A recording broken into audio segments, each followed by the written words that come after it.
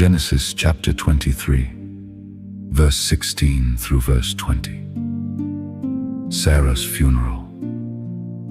BC 1857. And Abraham hearkened unto Ephron, and Abraham weighed to Ephron the silver, which he had named in the audience of the sons of Heth, 400 shekels of silver, current money, with a merchant.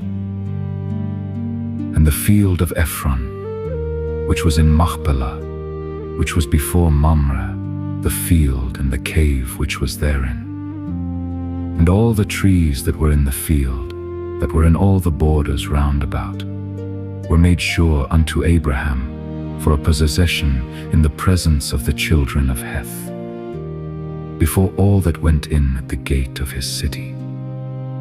And after this, Abraham buried Sarah, his wife, in the cave of the field of Machpelah, before Mamre.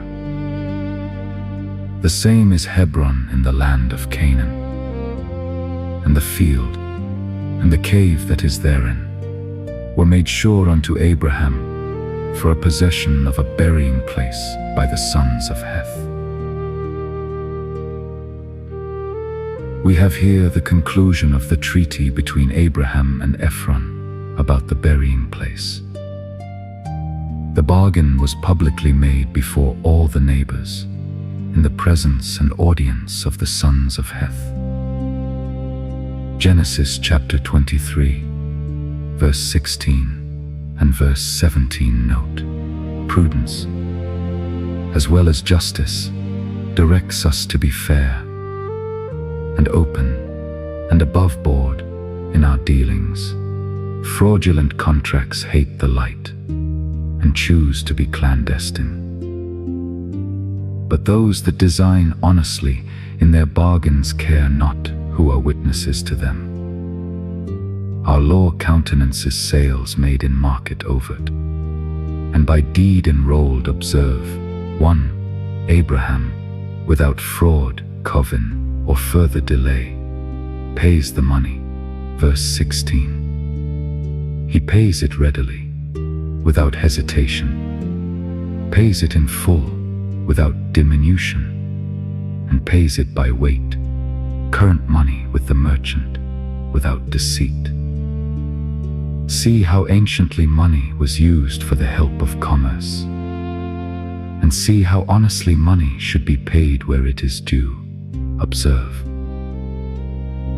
Though all the land of Canaan was Abraham's by promise, yet, the time of his possessing not having come, what he had now occasion for he bought and paid for note. Dominion is not founded in grace. The saints' title to an eternal inheritance does not entitle them to the possessions of this world, nor justify them in doing wrong. 2. Ephron honestly and fairly makes him a good title to the land. Genesis chapter 23, verse 17, verse 18, and verse 20. The field, with all its appurtenances, is conveyed to Abraham and his heirs forever, in open court, not by writing.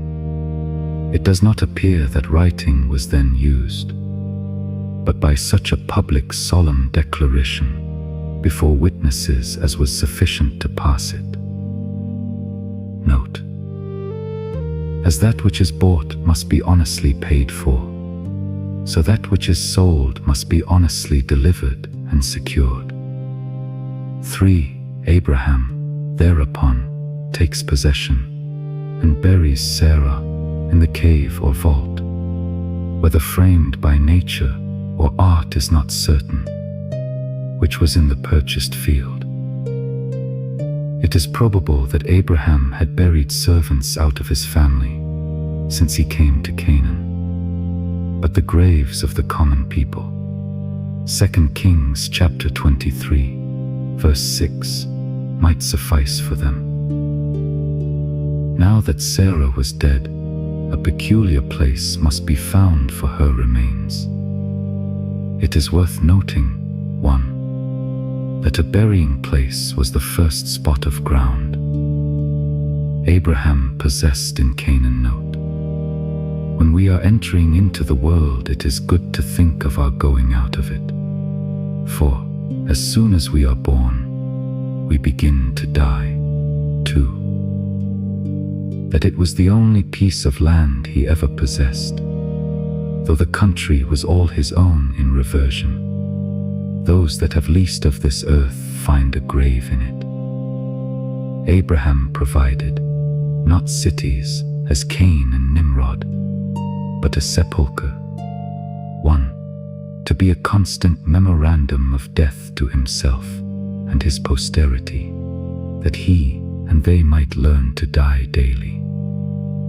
This sepulchre is said to be at the end of the field, verse 9. For, whatever our possessions are, there is a sepulchre at the end of them.